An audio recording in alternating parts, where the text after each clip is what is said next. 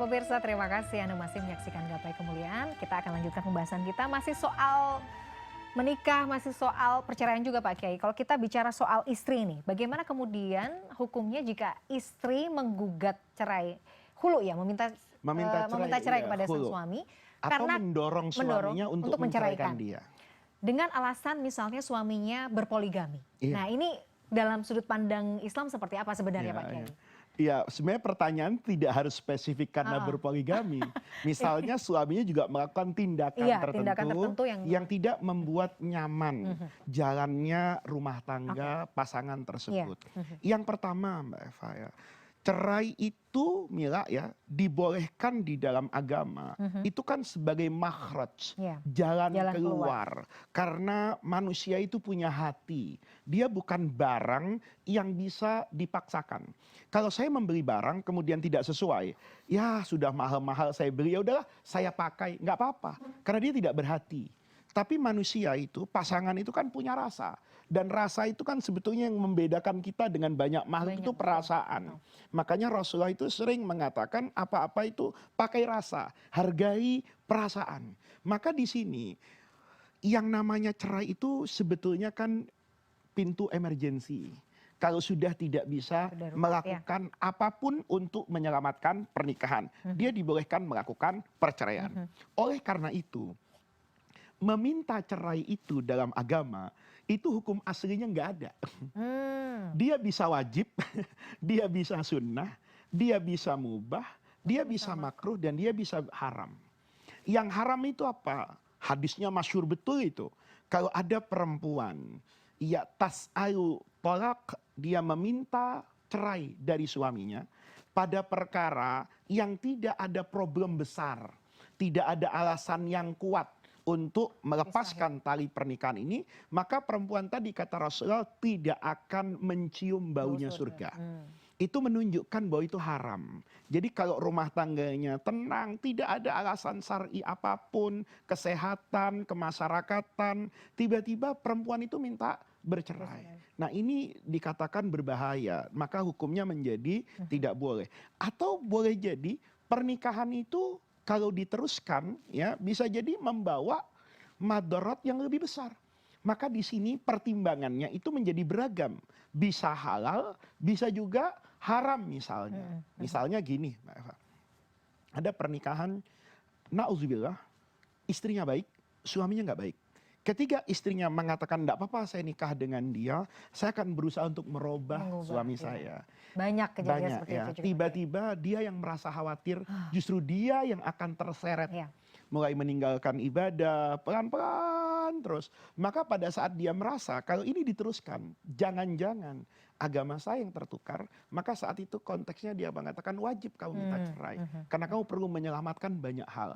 Anak-anak nanti terbawa hal yang luar biasa. Nah dari sini ulama kemudian menyimpulkan ini Mila, bahwa ada hal-hal di mana perempuan itu boleh secara prinsip meminta cerai.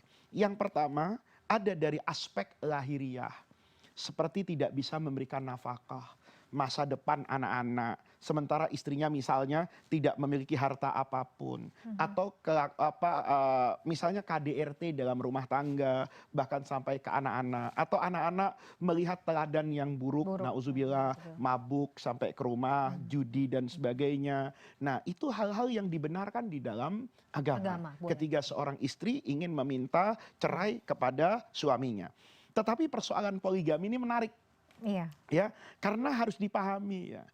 Poligami itu hukum dasarnya itu sama. Bisa jadi wajib tapi juga bisa jadi haram. Itu kebiasaan guru-guru saya dalam memutuskan satu hukum.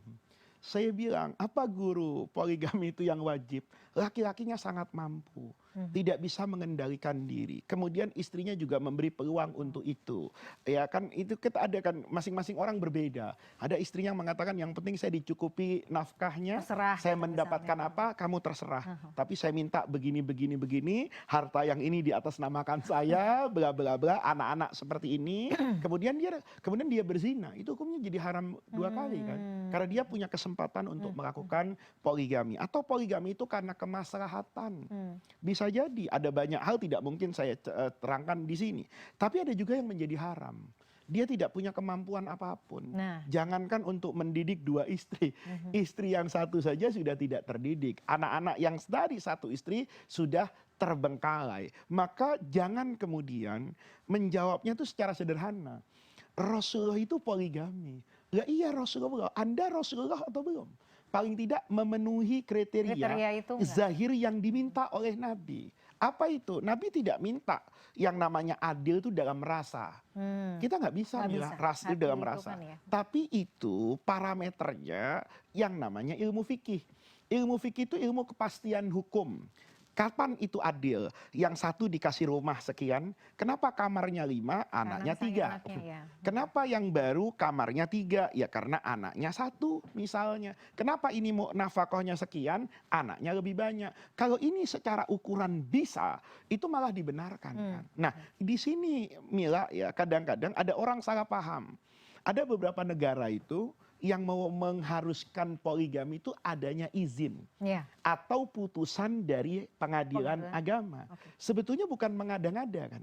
Ini kan kayak saya misalnya, boleh nggak saya makan daging kambing? Boleh. Makan durian? Boleh. Tapi kan diukur dulu tensi darahnya.